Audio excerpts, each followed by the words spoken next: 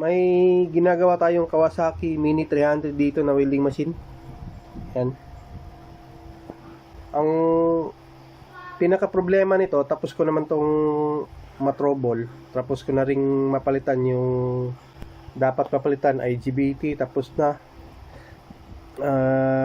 Ito yung ano natin, yung 4688 natin, napalitan ko na rin yan. Ang pinaka major trouble lang talaga dito nung pagkatapos yan, nakokontrol naman, kaso talagang mahinang makontrol. Kung napapansin nyo dito, yan, nag-iwan pa ako dito ng bakas eh. Sunog pa yung board niya, no. Pagka dyan ang nagka-problema, kahit na anong welding machine, basta meron to. Kung napapansin nyo, meron yan, ganyan, di ba? Yan. Pagka once dito ang nagka-problema, medyo malaking sakit sa ulo. Katulad nung ginawa ko, yan. Ang unang ginawa ko dito is ito. Yan. Kung tutusin nyo, susukatin natin. Sakto naman yan yung ginawa ko. Ang isang pagkakamali ko lang dito is nasobrahan ko ng nipis to. Tapos ang naging issue, kahit na napalitan ko at saka nasobrahan ko ng nipis to, ganun pa rin ang issue. Hindi masyadong nakokontrol yung ampere. Yan yung isang problema pagka nasira to. Nasira yung board connection dito sa 180 shunt. So ang magiging issue niyan, kung sobrahan nyo ng laki, katulad nung ginawa ko ngayon, bali pagka gamit nyo ng unit, mawawala yung control. Hindi nyo na makokontrol yung ampere. Panay na kung hindi man sobrang mahina, sobrang lakas. Kalimitan, sobrang lakas. Kaya hindi makokontrol yan. Tapos ang magiging ano niyan, magiging paraan yan para makontrol is gawin nyo ulit yung mga dapat na mga pyesa na dapat yung palitan. Pero paano nyo madidetermine kung anong value at saka yung pyesa na papalitan kung wala kayong oscilloscope? Hindi nyo makikita. Ngayon, gagawa ko na yung example. Napakahirap nito. Either na talagang nakatodo yung lakas ng welding machine o mahina. Pero kalimitan talagang nakatodo yan pagka pinalitan nyo to at nirekta nyo.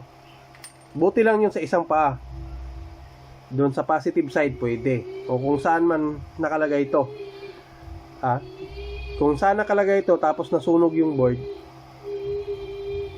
kailangan alam niyo kung paano gawin ito. Tapos ngayon, ibabalik ko yung pyesa na pinalit ko dito sa trouble lang na to, yung sobrang lakas, kasi natapos ko naman yung mapalitan ng mga pyesa dito. Yan lang talaga yung pinaka problema natin. So bali yun, balik ko muna yung mga pyesa na papalitan, yung original. Tapos testing natin yung welding sa labas para malaman nyo rin. Pero talagang pagka ganito, talagang kung wala kayong oscilloscope, hindi nyo talaga ma-repair ng maayos to.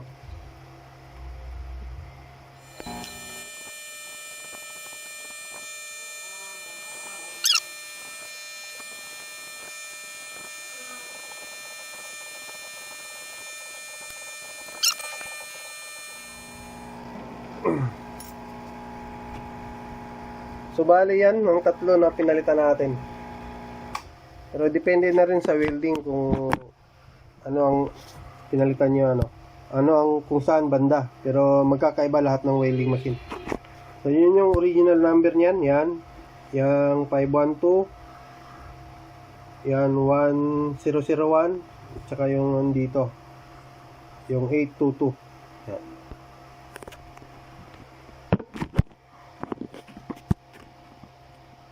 Ngayon, testing natin sa labas to. Yan yung original na parts niya. Tapos, testing natin kung anong problema. Bali ngayon, nandito tayo sa labas para i-try natin yung original na problema. Bali, on pala natin yung welding. Yan. Nakaset tayo ng pinakamababa na 20 amps. Tapos ito yung spark nya.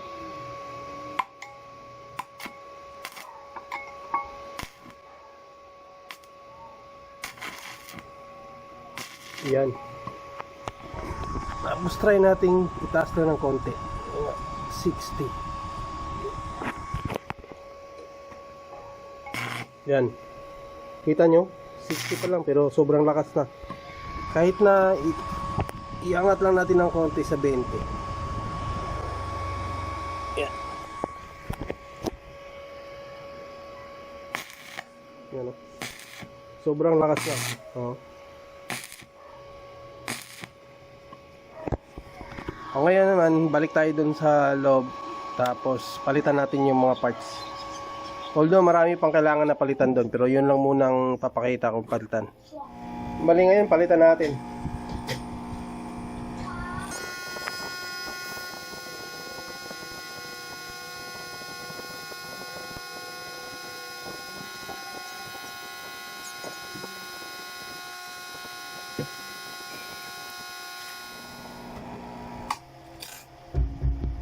No, bali yan, napalitan na natin. Tapos punta ulit tayo sa labas para i-testing. Bali, ngayon testing natin pagkatapos nating mapalitan yung mga pyesa na yun. Yan, naka-on. Tapos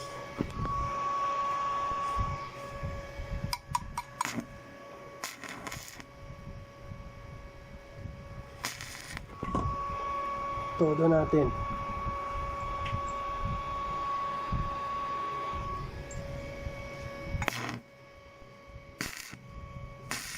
Yan. Oh, control na.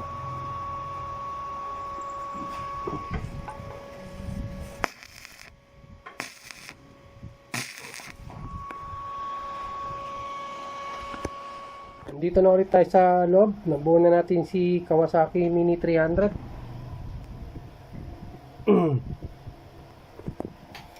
Oh, nakita nyo naman yung kaibahan kanina.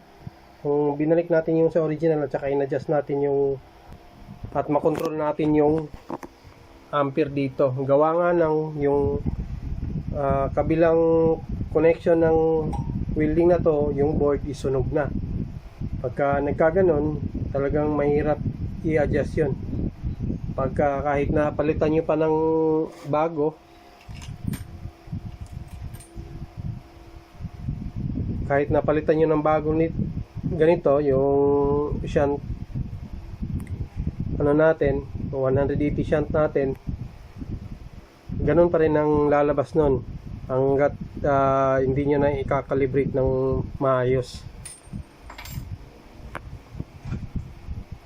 So kailangan lang na may oscilloscope kayo at saka tingnan nyo kung ano yung voltahe na kailangan para matrigger yung off pump natin na mag-adjust dun sa setting na ilalabas ng shunt 180 natin. So buti na lang nagawa natin ng paraan yun sa tulong ng oscilloscope natin. So hindi porket jumper sa tingin nyo, jumper yun, pwede nyo nang i-jumper. Pwede nyo nang tanggalin yun o di kaya diretso nyo na. Hindi pa pwede. Kung yung kabilang side na nasunog, okay lang yun. Pwede nyo i-rekta dun sa isang pa. Kunwari, yung positive side nasunog. So pwede nyo mag-tap kayo ng connection dun sa heatsink. Pwede yun. Pero pagka yung ground, ganon, nasunog, tapos pinalitan nyo ng ganon, bago, makapal, manipis man. So yun ang simula ng trouble nun. Yun ang pinaka-trouble nito ng welding natin. So naging okay naman yun. Pagkatapos natin, o pwede na nating ibigay kay customer. At least nakokontrol naman kahit papaano. Yun yung pinaka-importante. So hanggang dito na lang siguro. Kita-kita ulit tayo sa susunod na video. Maraming salamat sa panonood ng Momunting channel natin.